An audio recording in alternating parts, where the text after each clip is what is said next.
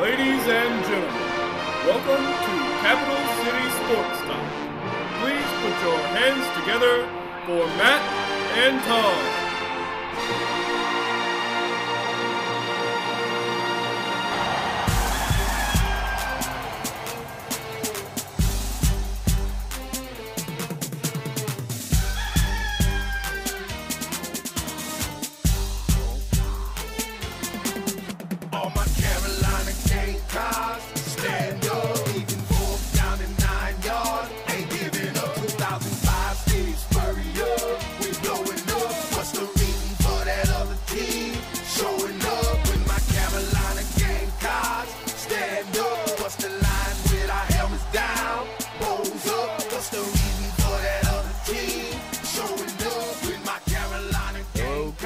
I'm Matt Moore. I'm Tom Benning. And we are Capital City Sports Talk. You are either listening on Tuesday from 4 to 6, just like any other Tuesday, or you're watching us on SGTV on Thursday. And I believe it's a new time this week because of the Auburn game. We're going to be airing at 4 o'clock. So that'll be an hour-long show at 4. We'll be previewing the Auburn game. We've got some national headlines, some stuff going on in Columbia, Carolina sports. We're talking NFL. Of course, we've got the Woodshed, and we've got our picks for this Saturday and all sorts of stuff. So it's a lot of sports, and it's a lot of, well, it's mostly just sports. So, all right, we've got a phone call, so let's see who it is. This is high-action, suspenseful radio right here. I agree, definitely. Well, the phone is ringing instead of like a normal radio station where somebody would answer the phone You and there, put Ron? us through. You there with us? Oh, yeah. All right. First off, how's it going? Good. Going well. Going well. Went up to Clemson today. Oh, what you doing in Clemson? Oh, just trying to pick up a story about comparing their offensive line to South Carolina's offensive line. Is that a comparison? But you'll be happy to know that Tommy Bowden says he has great sympathy and empathy for what Steve Spurrier is going through. Well, I appreciate that, Tommy. Thank you. Yeah, really. Everyone, this is Ron Morris, state sports columnist, and he's actually, I just read your piece today about Spurrier's hopeful thinking about the Auburn game, just making history, as you put it, and or as he put it, I guess. As he puts it, yeah. Yeah, and what do you think the realistic chances are this Thursday? I think they can give them a game. I don't think it'll be a blowout that a lot of people are expecting. Whether they can win or not, I'm not so sure, and mostly I think the problem lies in South Carolina's inability to stop Auburn's running game. Right. I could see them controlling most of the action. Auburn doesn't blow teams out usually, and they tend to kind of let teams hang around, and then they just kind of wear you down, and their numbers and their strength just wear you out. And I could see a 21-7, 21-10 game. Really? Like that. Right. I've actually got the press conference right here, so I'm going to play the clip where Spurrier talks about making history. Okay. Has South Carolina ever beaten a number one team that came in here in history? Okay, so this could be the highest ranked team. Okay, all right, we got a chance at history this week. We got a chance. We got a shot at history this week. So that's fun. That's fun. This could be the highest ranked team to ever. Okay, I'll tell our guys that. That was Steve Spurrier at his press conference. That was yesterday. You can tell by just the inflection in his voice that he just loves that kind of stuff. Yeah, definitely. Yeah. And he almost gets giddy when he talks about that kind of stuff. Yeah, well, except he was the number one team that everybody else was facing, so I guess he's in a little different position this time. Yeah, and I think he likes the underdog role. Yeah. He didn't go to quite to Lou Holtz lengths to build the underdog role because he knew better at Florida. But there were times where he if teams were even, where he'd say, "Well, it'll be, maybe it's a good thing for the Gators that they're underdogs today." Ron, hey, it's Jonathan Hilliard from the Gamecock. Coach Spurrier kind of took a little shot at your column there and during the press conference yesterday, saying that your opinion that Georgia was the top team in the SEC might be challenged by a couple people. Yeah, I thought that was interesting. Well, hey, at least you know you got a loyal reader there. That's right. What's crazy is I can't believe he read that column. It ran on the Saturday morning of the Georgia game.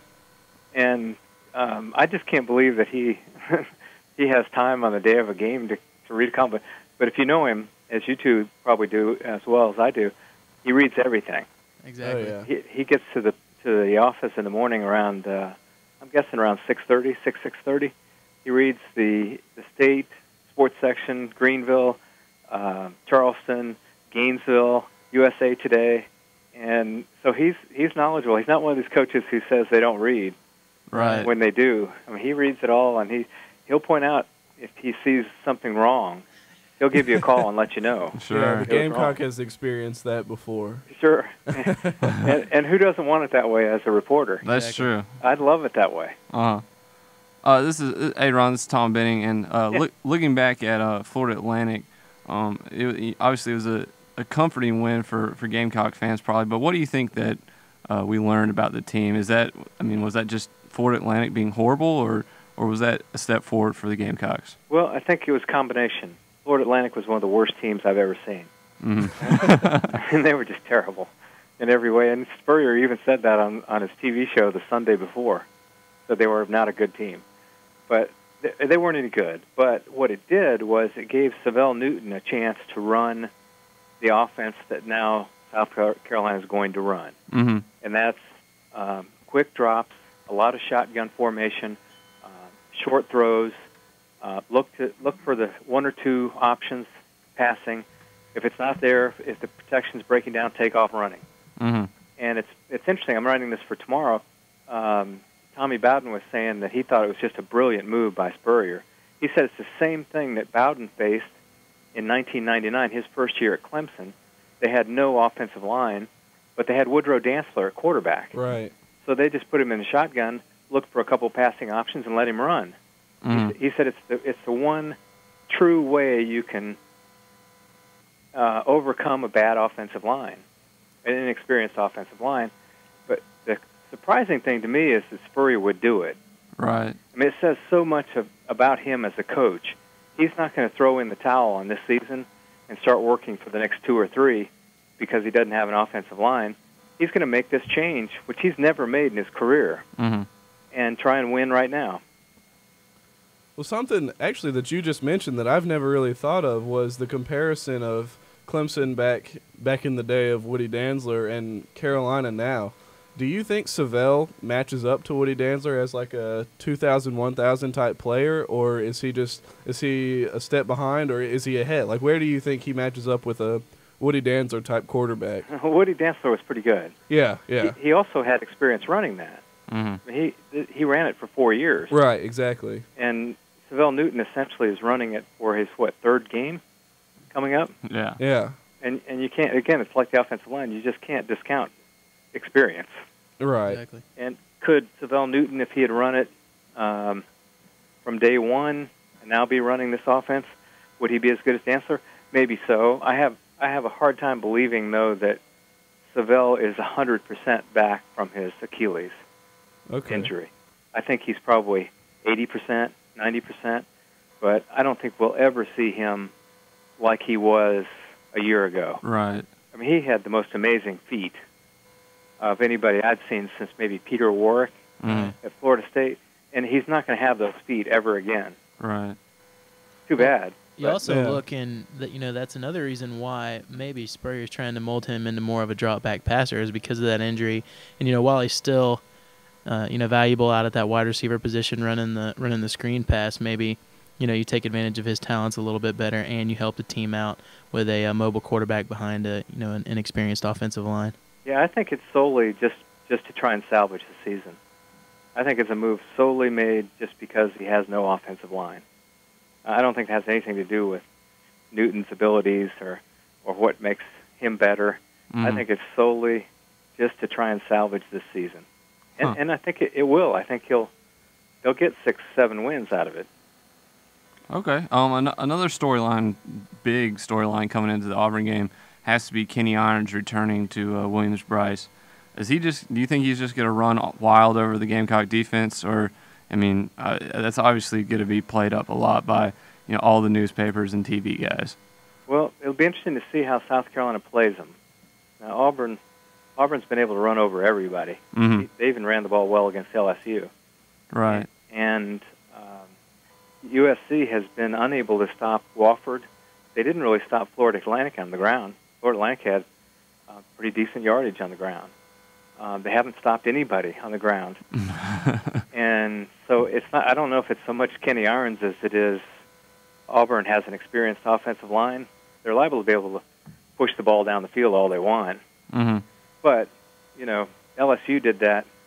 Was that 2 years ago when they came in here and ran like 56 plays, Right. 56 running plays for 380 yards or whatever it was? You could find the same thing, and Auburn only scored 2 or 3 times. Right.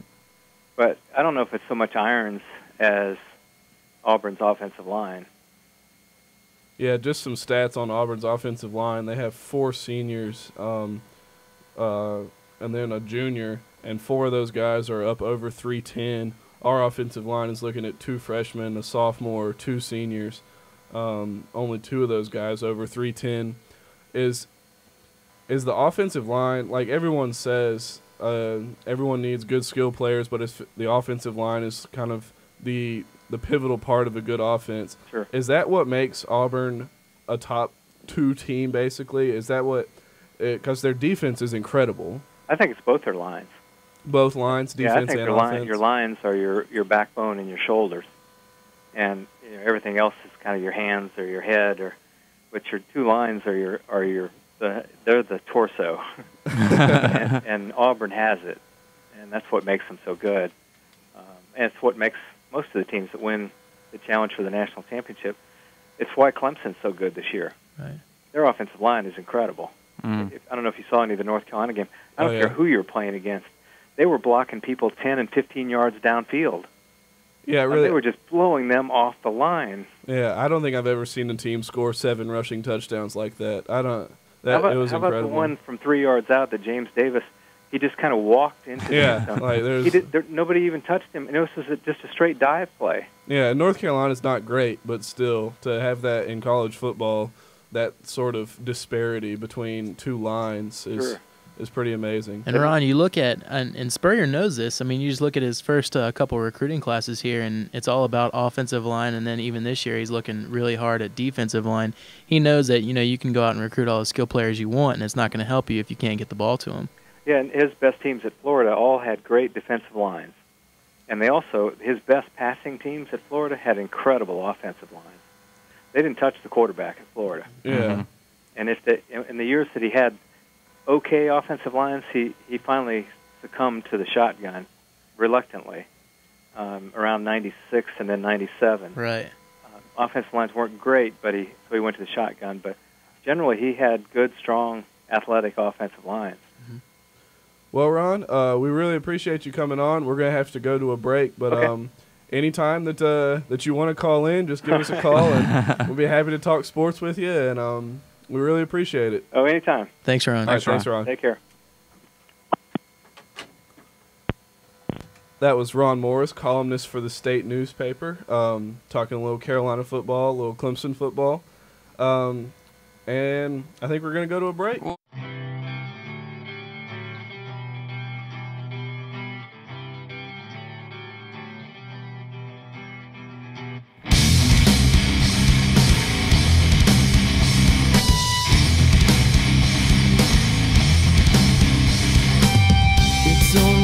For you to walk away from me, never look at me again.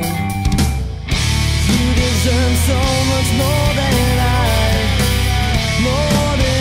could give. So far from you, like the east is from the west. So far from you, though I give till nothing's left. So far from you, no matter how hard I try. There's nothing I can do. I'm just so far from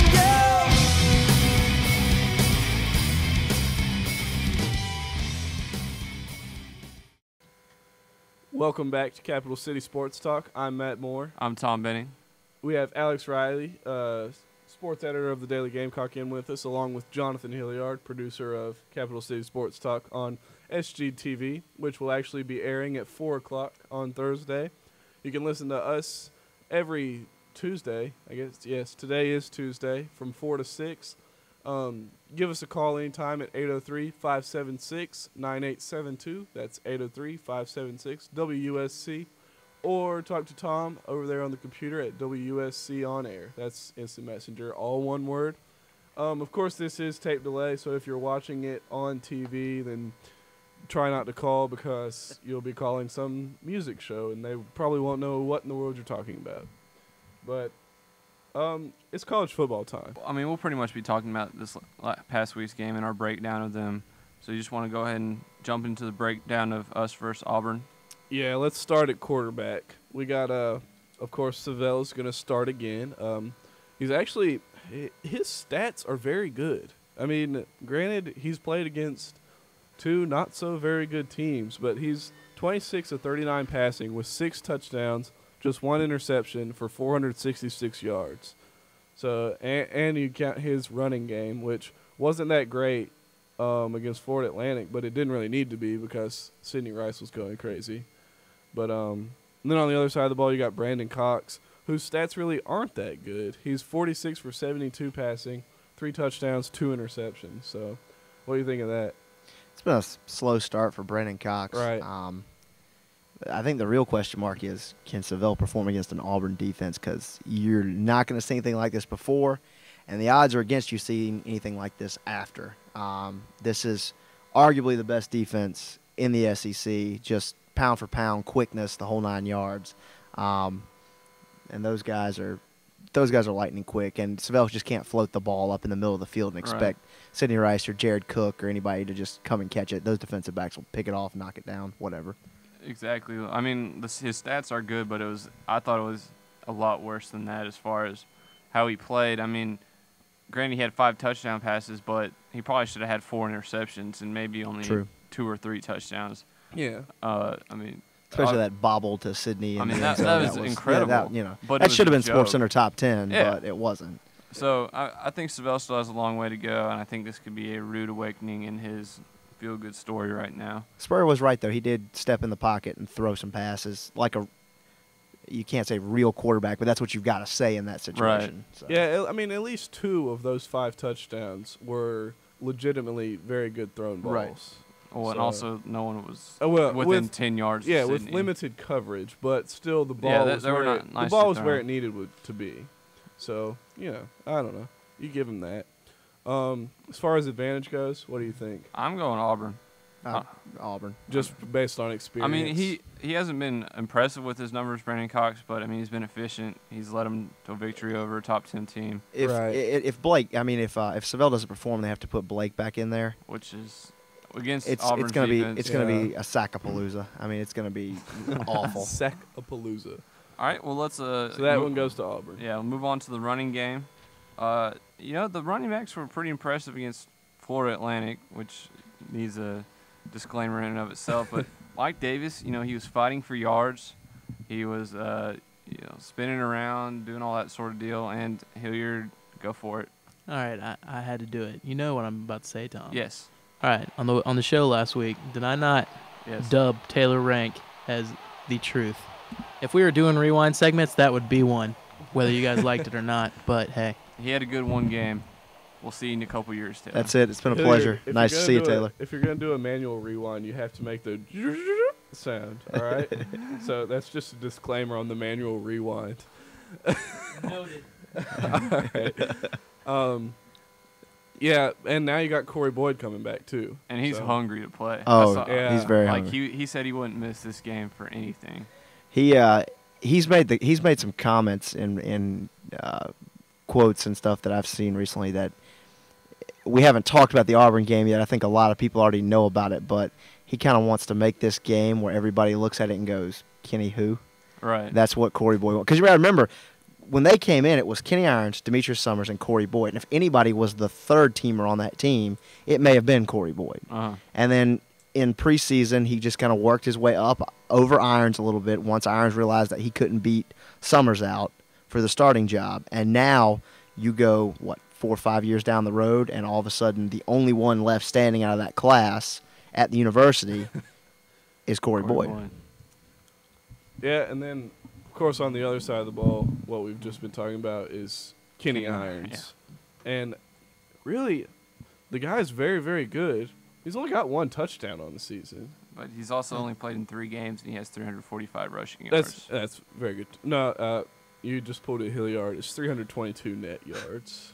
You gotta count the negative. And I was gonna say, as much as you want to talk about Corey Boyd being back and how well Mike Davis and Taylor, the truth rank, ran last week, you can't give the edge to USC in this category. Oh, I don't think anybody was planning on Coach, even coming close to giving USC that exactly. shit. And Coach Spurrier actually addressed Kenny Irons in his press conference yesterday. Here's what he had to say. All right, here it is. Yeah, I guess since Kenny Irons was here, and I guess there's a lot of stories why he left, and if all the stories are true, I can understand why he left, to tell you the truth.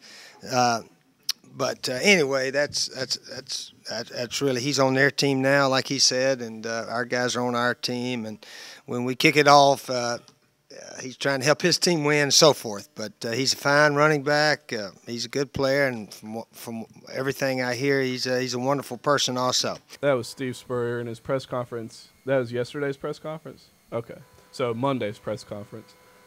All right, so I think we all agree, definitely edge for Auburn here. Right, definite. And then you add in I guess Corey Boyd has his motivation, but I think Kenny Irons is even more motivated to seek out some revenge. This is his old house, and there's plenty of guys on that team. He's going to know their faces, and, I mean, he doesn't know. Don't get me wrong, this is no Rick Stockstill coming in from Middle Tennessee State knowing Spurrier's playbook by any means, but he's going to know. There's going to be a lot of familiar faces in the crowd.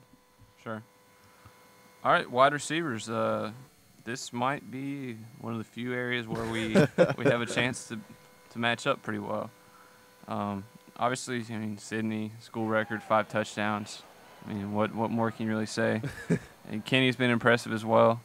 But, who's the number 3 guy? No one's really stepping up. It has to be Jared Cook.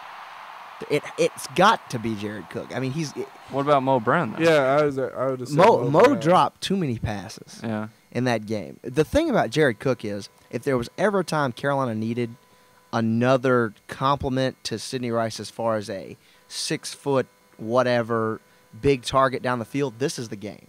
And if he wants to make a name for himself as a good wide receiver, this is the game he's got to do it at. He does. I mean, he has no choice. I mean, you want to be the second receiver on this offense or the third option, another big play receiver, this is the one you've got to do it in, especially against that defense. So it's got to be him this week. It can't be Mo with the drops he had. It can't be O.J. Murdoch, not experienced enough. It's got to be Jared Cook. Okay. Yeah, and then on the other side of the ball, you've got Rodriguez Smith, who's got 6 catches for 163 yards and a touchdown. You've got Courtney Taylor, who leads the team in receptions and yardage, but hasn't scored a touchdown. He's got 18 catches for 224 yards. And then Lee Guess is listed as their 3rd starting wide receiver, but he's got 2 catches for 17 yards. Right. So I don't know. I guess it's kind of that quarterback to wide receiver syndrome going on. Right. Where if the quarterback's not performing, then the wide receiver stats aren't going to look that good. So, man, I don't really see how you can keep saying that Brandon Cox isn't performing. I'm saying statistically, like he's got 3 touchdowns. He started off slow last year, though. I mean, you got to look at it against that Georgia Tech game. He started off really slow and then slowly came on. And by the end of the year, he was probably the best. I still think it's unfair to say that he's not playing well. Well, no, I'm just saying he's not putting up the stats to where he's going to have a 300-yard or a 350-yard receiver. I mean, Sydney's got 356 and Kenny's got 174. And then you look at Auburn's top 2, and it's 224 and 163 with a 3rd receiver at 17 yards. But granted, one of those games was against the best defensive secondary in the nation. Exactly. So LSU. that's why his stats just don't look as good as they could. This game isn't going to come down to passing for Auburn, though. Right. It's going to come down to running. For Carolina, it's going to come down to passing, probably. No, yeah, Brandon Cox is definitely the better quarterback in this game. Okay. It's just his stats don't look as good. All right, that's That's fair. all I'm saying. Okay. I'm not saying he's a bad quarterback. All right, well, let's move on to we talked a little bit about this with Ron Morris, but the offensive line is it's just not good. Needed to go out with yesterday's garbage, That it needed to do. And we say that every week. And I mean, their line they've played combined 148 games and 70 starts. Wow. I mean, I think there was 3 or 4 of their guys who were some aspect of All SEC. A couple of them were up for the Lombardi Award. Right. So I mean, when you're saying loaded. a couple of them, like that's saying something. Yeah. like that's ridiculous. There's legitimately at least their guards are all Americans. There's a reason that people say that Kenny Irons is a product of his offensive line. Right. It's no question about it. Doesn't hurt. No.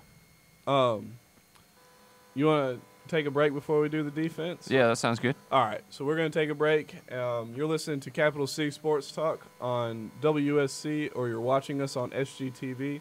We're going to go to some music or go to some commercials, and we'll be right back.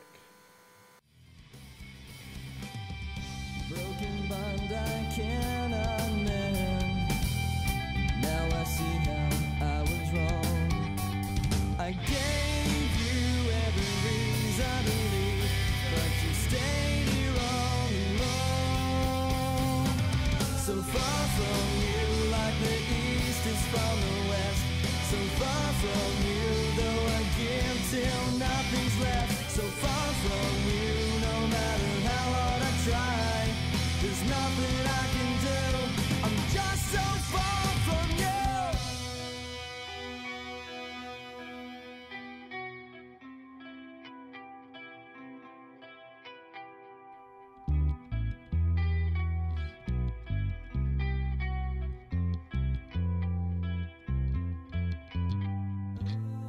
I'm so far from you, yet you are so close to me. Welcome back. I'm Tom Benning on Capital City Sports Talk. Now we're going to go to the defense. Alex, defensive line. I'm looking at it, and I see Nathan Pepper. I see Eric Norwood, and I see that they're improving, really. That whole defensive front is improving dramatically. They got some really good pressure on the Florida Atlantic quarterbacks, although, once again, we come to the point, it is Florida Atlantic. They got some good pressure. They stopped the run efficiently at times, not so efficiently at others, but they look better. You look at the actual roster, and it looks 8 deep. You know what I'm saying? You look at it with the names and the talent that they've got, it looks 8 deep. It's just a question of, is it actually 8 deep? Can they rotate guys in and out quick enough to keep everybody fresh and to keep good pressure on the quarterback? I think they can. I think that Stanley Doty doesn't hurry up and start, I'm going to start crying here. I think they're going to need a big body like that in the middle of this week to stuff the run, and I think he better have a great week of practice, or a great couple days of practice, actually, because we're going to need big bodies in there to stuff the run. No more quick schemes that are going to bring pressure on the end. We just need somebody to just step up and shut down Kenny Irons. So that's what it's going to come down to, is can a defensive front get a push on a quality offensive line? Yeah, like y'all were saying about Nathan Pepper, I think he's been one of the more impressive defensive linemen, along with Casper Brinkley. But even Ryan Brown has been playing well. So indeed. Looking at Auburn, though, like their offensive line, golly. You still can't even give the advantage. As a whole, they have 13 sacks. This isn't just the D-line, but the defense. They're giving up 6 points per game. Again, All-Americans. Probably scoring 6 points per game, so yeah, that's going to be a problem. Yeah, that's going to be a big problem. Yeah. But like I said, All-Americans, All-SEC candidates, Marquise Gunn, Quentin Groves, Sinderic Marks. Some interesting names as well. So. And who's the other guy? Thompson? I don't know. He didn't have that great of numbers, but I'm sure he's pretty stout. 2.5 tackles for a loss and a sack. So, yeah, but Marks, 11 tackles, 4 for a loss, 3.5 sacks, and a forced fumble.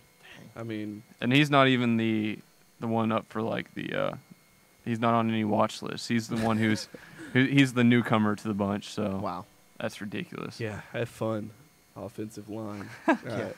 Good luck. Yeah. I don't know. You want to move on to linebackers? I think it's obvious advantage goes to Auburn for the D-line. Yeah. Again. And the linebackers, Carolina's got Cody Wells, Jasper Brinkley, and Rodney Polk starting the game. They're a pretty solid core. Jasper leads the team in tackles. Cody Wells saved the Wofford game, and Rodney Parks got 11 tackles on the season, but even, good grief. Yeah. Look at those Auburn linebackers. Oh man, you have the Herring's first name, Will Herring, 20 tackles, 3.5 for a loss, and an interception. He's a safety. No, he's not. He's got it. He's He's on a the depth linebacker. chart as the starting linebacker. Yeah, he's a linebacker. Yeah. What you got for us, Tom? Just like what you're saying, Kariba Debbie, I don't even know how to say his last name, but he's all SEC as well. And then Merrill Johnson, he actually leads the team with 21 tackles. Right. But Just think if Travis Williams was still on this team, a Spring Valley graduate. Oh my gosh, we would this be this in defense trouble. just blows my mind. It's their defense. There's no question. Like I said, might be the best in the conference. Might be. I say it have to be. Yeah.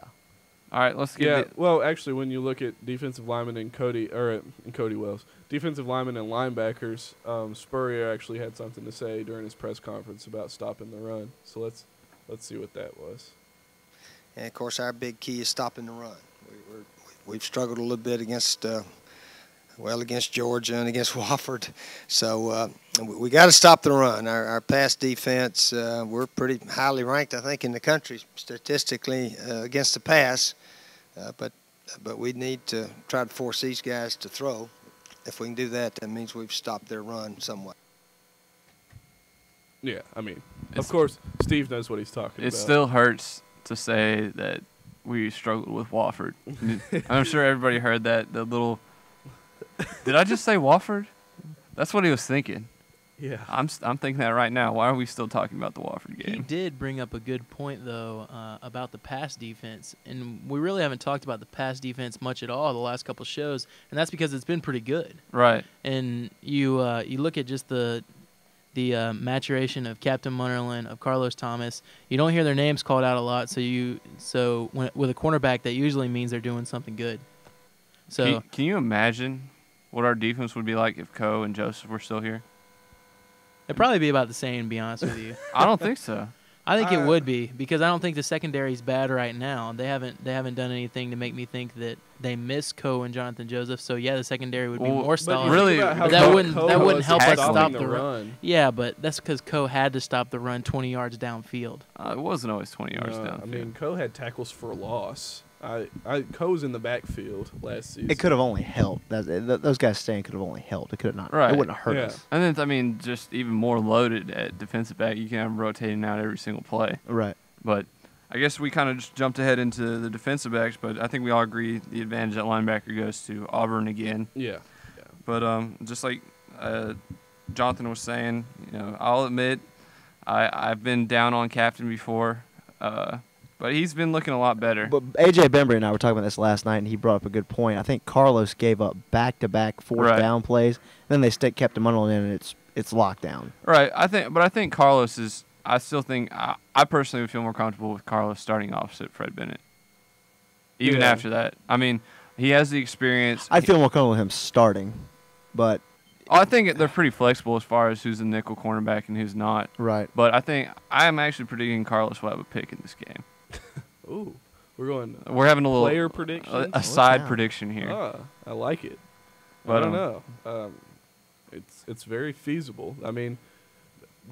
We're not a secondary that matches up with secondaries like LSU, but we're still very good as far as pass defense goes. I'd say Spurrier we're was saying. upper echelon in the Yeah. SEC. So Definitely. that's something at least for Auburn to worry about. But I don't know. Auburn's secondary.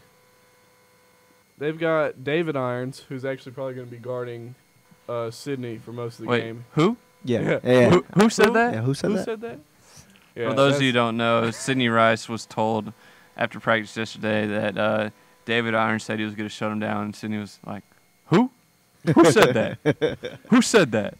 He's like, "They're like David Irons." Is like, "Oh, yeah, he's a good player, I guess." Like you could tell he was just That's like, my boy. He's like, "Does this guy know who I am? I'm Sidney Rice." He is Sidney Rice. But yeah, David Irons is the only starting defensive back with an interception. Like the only other interception on the team was Herring at linebacker. So In that case, can we give the edge to USC in this one? I couldn't personally. Really? Can't. I can't. I'm going to. I'm gonna give it to Carolina. All right, you guys go out on the limb there. Yeah, I'm gonna just because I mean they're getting pass breakups and I mean they gave up 3 points to LSU, which is saying something with a quarterback like Jamarcus Russell. Okay. But- Well, let me just say this. We can talk about how our South Carolina's defensive secondary statistics are good, but let's think about the teams we played. Another good point. We played Mississippi State. You can't barely throw the ball. We played Georgia with Matthew Stafford, who's apparently not the next coming of any David great Green, quarterback. yeah.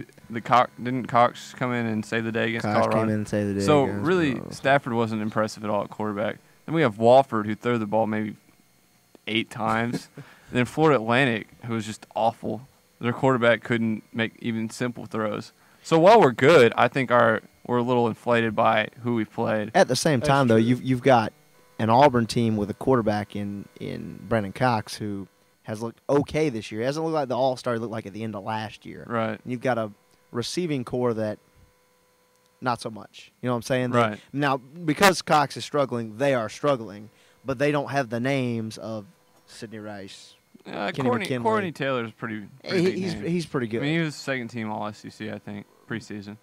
but Sidney Rice is first team. That's All true. SEC. So Yeah.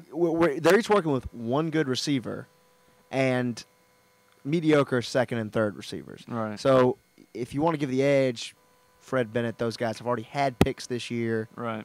Maybe you could. I mean, that's the only reason I would lean I'm a okay little with closer Auburn. their way. I mean, with South Carolina getting the edge. I think after this game, I don't think there's going to be any question that because I think Auburn's secondary is going to have a field day. Personally, Really? You think David Irons will shut down Sydney? I don't think it's just going to be David Irons on Sydney. I think it's not going to be Sydney that gets shut down. I think it's going to be Savell that gets shut down. Okay. Savell, who's under pressure. Savell's going to throw Right. up some balls that he shouldn't, and some balls that are going to get picked off. Yeah, and I mean, I think you're going to be able to also attribute lots of any interceptions to pressure too. Right. Like, so while it's the secondary picking it off, if Savell's just heaving it up there because he has to, that's not going to help. So, yeah, I mean, but I'd say both secondaries are pretty good. So Okay. I'll go ahead and agree with you guys. Give it to South Carolina. Give it to South Carolina. Or you want to go push? I'll give it to South Carolina. All right, South Carolina. So South Carolina gets secondary and they get wide receivers. So All right, let's go for picks. Who's starting this? Is it gonna be me? You started. All right, I'll start it up.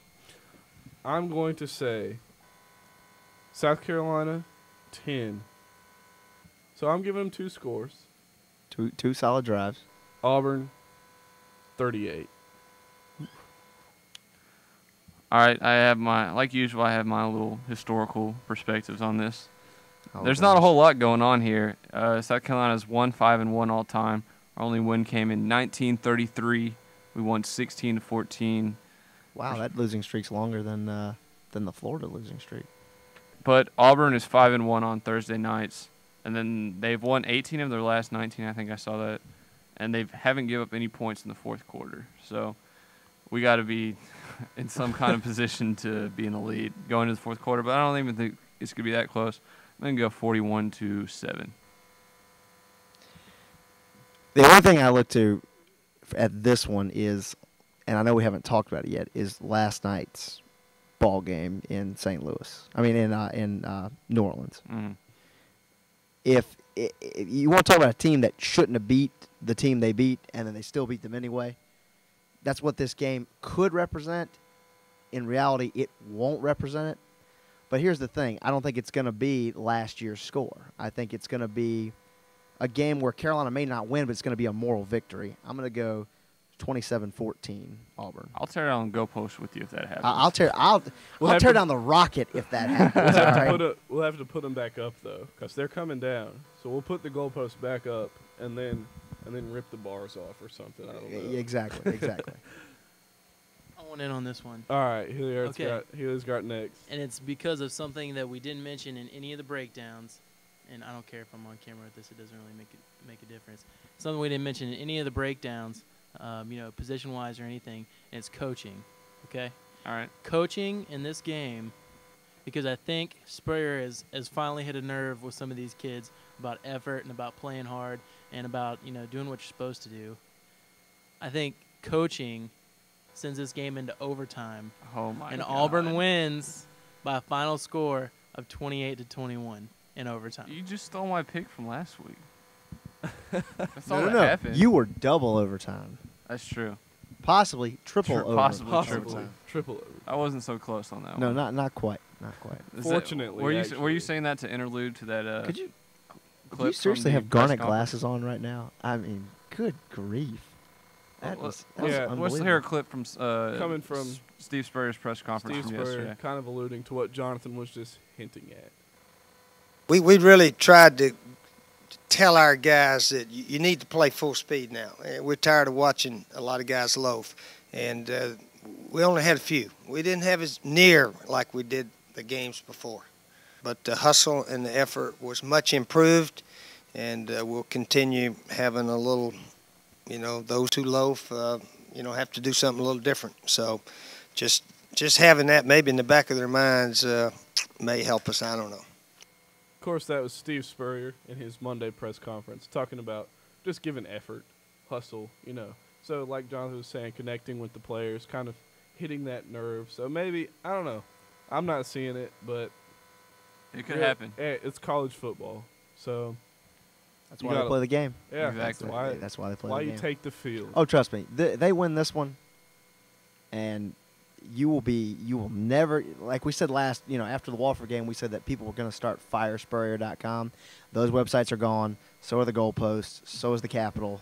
So is the Russell House. Everything's just getting torn See, down because this city's going to come I'm apart. dying for something like that to happen. Oh, yeah. Because I remember listening with envy to my friends at Tennessee after Tennessee beat LSU on the road last year. Right. They had a riot at Neyland Stadium. Oh, in the parking lot. Oh, it'll be a riot. Like, they were burning stuff. Oh, yeah. Like, they went nuts. Oh, People yeah. just ran out of their dorm rooms and just went streaking across campus. The only I want to see that happen. Now, this is the only thing I have to say, and I this needs to be said because I was at Auburn last year. If on the miracle of miracles, which, by the way, pray to whatever deity you believe in before this game because we need as much help as we can get. But if, by some miracle, Carolina beats Auburn, my request to Carolina fans, make sure to treat the Auburn fans with respect because they treated us with respect last year All right. when I was down there. Those guys are a class act in Auburn, and make sure this doesn't need to be one of those things where every time you see somebody wearing a Bo Jackson jersey that you just point at them and laugh and how Right. we whooped your behind, whatever. This needs to be treat them with respect, go out, have fun, tear the city apart, but treat them with respect. Right. They're Before- not Georgia. They're not Georgia fans. If they were Georgia fans, I'd say flip their cars and throw them in Lake Murray. But hey, Before we go to a break, we're going to go to Steve Spurrier one more time, just talking about making history. Has South Carolina ever beaten a number one team that came in here in history? Okay, so this could be the highest ranked team. Okay, all right, we got a chance at history this week. We got a chance. We got a shot at history this week. So that's fun. That's fun. This could be the highest ranked team to ever. Okay, I'll tell our guys that.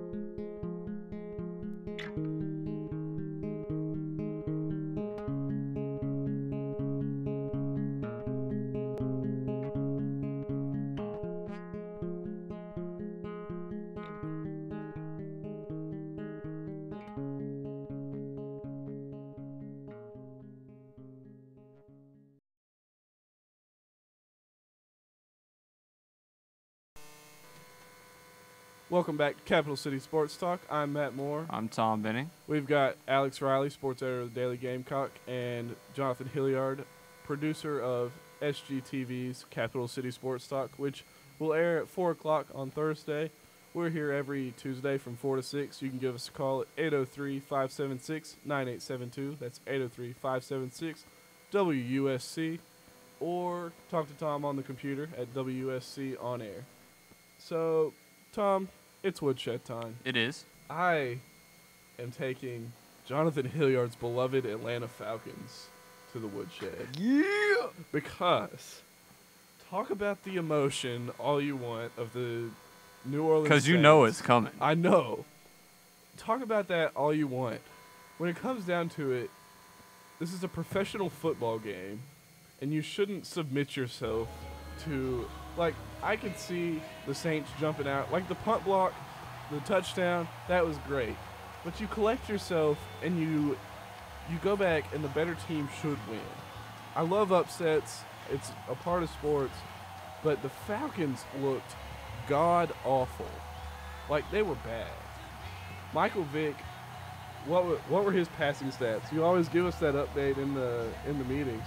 What were his passing stats? I'll just tell you that at one time he was 3 for 15. No, excuse me, 2 for 12.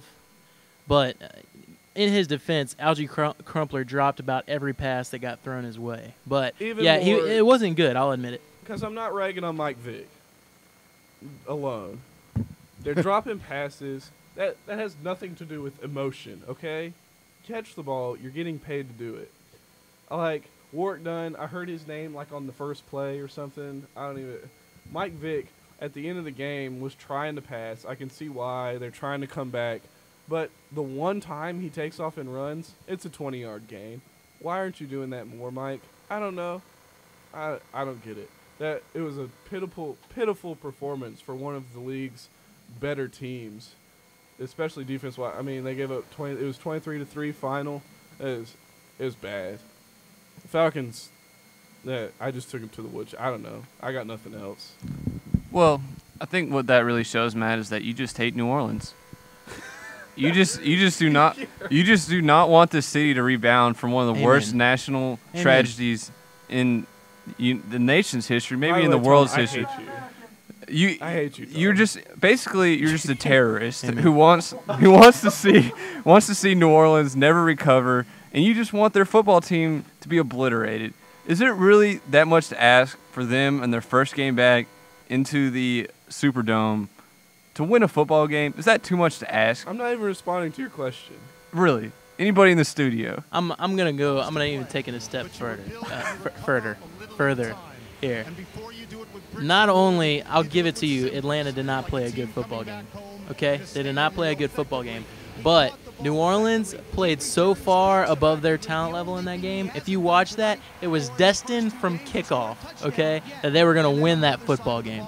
You know, the place was packed for the first time in 30 years. Right, the first time they've ever sold out their season tickets. Yeah. Exactly.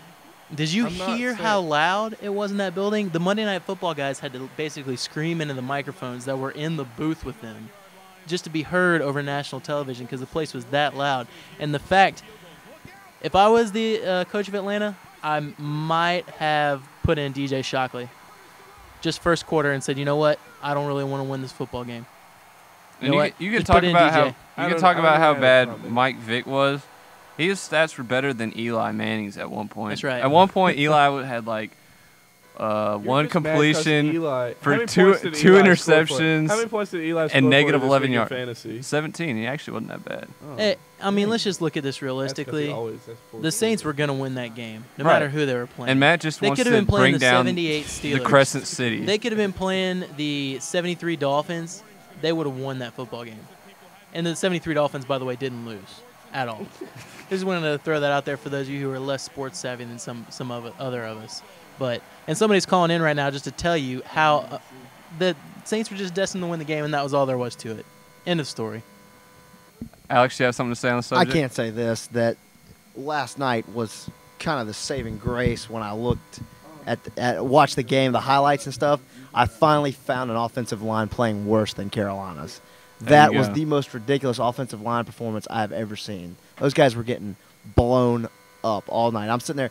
For those, I've talked about this with you guys. My roommate is a former ball player at Carolina, played O-line, and he was sitting there watching this game with me, and he was just pointing out stuff. He's like, number 74 is just getting lit up. And he was just like, he couldn't believe it. I mean, he said he'd seen college lines play better against a defense like Right. that. And, you know, those guys literally got lit up last night. That was where all the problems for Atlanta stemmed, basically. Your roommate's an idiot. Oh, yeah, you want me to get Officer Chad Walker of the Columbia Police Force to come down here and you can say that to his face. But they said Joe Theismann said that the punt block was like college. Yeah. He made a comment that was a college-esque play. I'll agree to that. You don't see many punt blocks in the NFL. Here's the thing, though. Jim Mora got out-coached by Sean Payton last night. I agree with you. He got out-coached last night because nobody else would have saw that wrinkle. Sean Payton saw it and said, yeah, let's send somebody. What's the worst that could happen? They fall flat on their face and we got to fair catch it?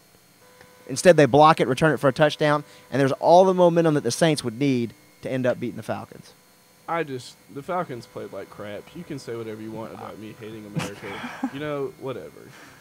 I just want to say that I think the key to the victory was You're that ridiculous. what was that sign that one guy held up, that ESPN, what was it? Home sweet home. No, this one was actually really dumb. I don't even Something know. about enjoying Sean Payton's New that was Yeah. ESPN, and they were like, oh wait, there's not an A in ESPN, so they just scribbled in attitude on the side. I think that was the key to the victory, actually. You're probably right. Not Reggie Bush. But you noticed that last night those players didn't want to leave that field. No. I mean, I it was, and they were right when they said it was like the Super Bowl. I mean, Really? it was literally those players really- wanted to stay out there and wave that flag and point their helmets at their fans and just have a good time. I mean, we kid about it a little bit, but I mean, really, it was pretty cool that they I won. was was very great. happy for New Orleans, for the team, for the players, for Sean Payton, and for all the fans that came. I don't know, like, they had to cut the Sports Center right after the game. I don't know how long the fans ended up staying after the game. I'd imagine that they were still in the stands for quite some time. Oh, yeah.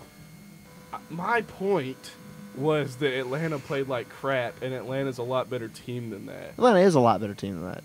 But You're right. no, I hand it to the Saints. But Atlanta they were terrible. Okay, that was my point. Okay. Jerk. New Orleans hater.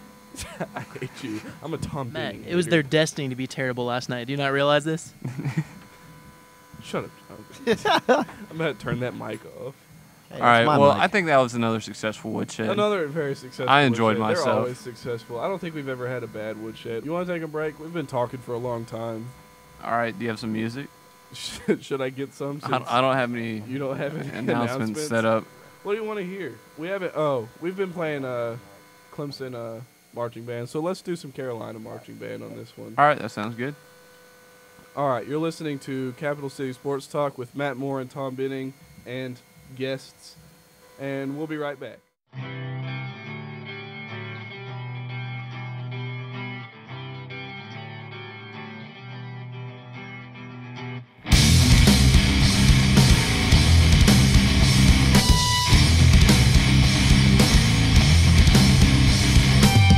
It's only right for you to walk away from me. Never look at me again. You deserve so much more than I could give. So far from you, like the east is from the west. So far from you, though I give till nothing's left. So far from you, no matter how hard I try, there's nothing I can do. I'm just so far from you.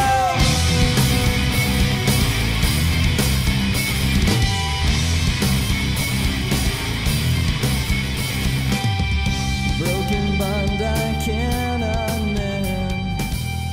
Now I see how I was wrong. I gave you. Welcome back to Capital City Sports Talk. I'm Matt Moore. I'm Tom Benning. We are here with sports editor Alex Riley from the Daily Gamecock. Earlier in the show, we had Ron Morris from the State. We've got Jonathan Hilliard of SGTV up here with us. And you can actually catch that show at 4 o'clock this Thursday. Time's running out a little bit. We're up here for about 20 more minutes, and we'll be here next Tuesday from 4 to 6. Give us a call anytime at 803-576-9872. That's 803-576-WUSC. Or talk to Tom on the internet at WUSC On Air, all one word. You ready for some picks? I'm ready for it. Let's make our pick.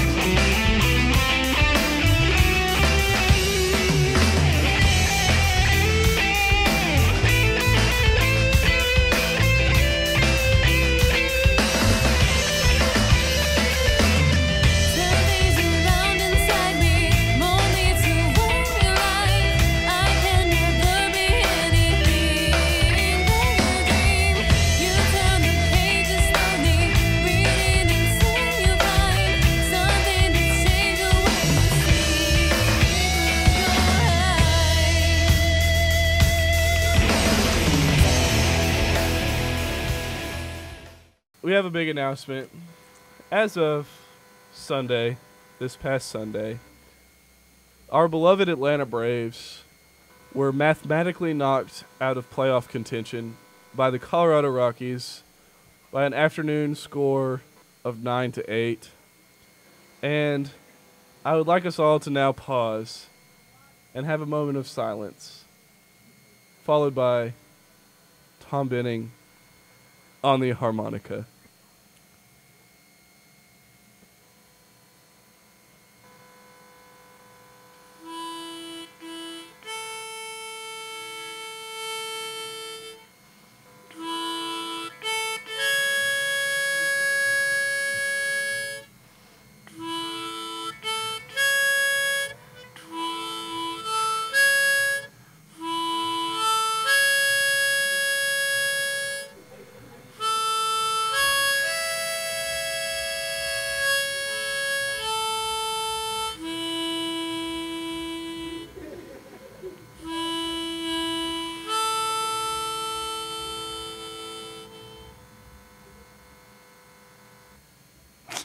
Thank you, Tom.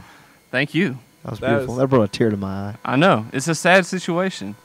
Very sad. I mean, they would have lost in the first round anyways, but, you know, even that was comforting, knowing that they were going to lose in the first round of the playoffs. Yeah. I don't know. I can't really say anything after that. I'm a little overclamped right now. You ready to go? Jake Broom is blown away right now. This might be kind of a late woodshed type deal, but I'm taking Matt Moore to the woodshed for not shaving when he knew he was going to be on TV. Matt Moore didn't shave last week when he knew he was going to be on TV either, big guy. Matt Moore doesn't shave for anyone. People who don't like New Orleans don't shave. Wow. On that note, God bless America. God bless the Braves. God I bless the think- Gamecocks. And I think we're going to get out of here. Let's do it. All right. All right, We'll be good night, back Columbia. Next week, 4 to 6 on Tuesday, 4 o'clock on Thursday, SGTV, Channel 4 on Gamecock Cable. Have a good week.